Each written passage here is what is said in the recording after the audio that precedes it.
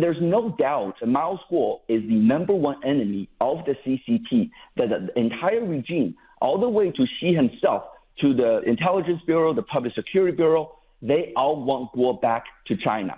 Why? So they can execute him. So they can execute him, but also because he has spent 3 decades within the CCP and possesses intelligence, such as the 13579 plan.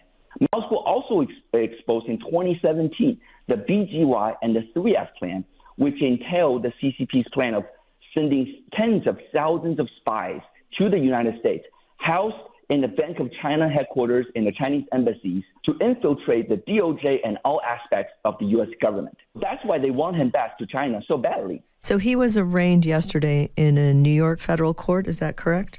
That is correct, Catherine. And I'm happy to report that I was actually on site in the courtroom that I personally witnessed the entire arraignment. And what happened? When Judge Catherine Parker sat on the bench to preside over this arraignment, it was very apparent to me and to everyone in the courtroom that she had obvious concerns about the U.S. prosecutors' integrity in this case. Specifically, she had concerns that they were withholding information from Mr. Guo from the court, information about the U.S. government's collaboration with the Chinese government during Mr. Guo's investigation. So an arraignment is a legal procedure by which the purpose is to inform the defendant that charges has been alleged against him, to inform him of his constitutional rights. And then the defendant enters a plea of guilty or not guilty, Correct. And then set a hearing date for a future date. That concludes the arraignment. It's a very brief legal proceeding.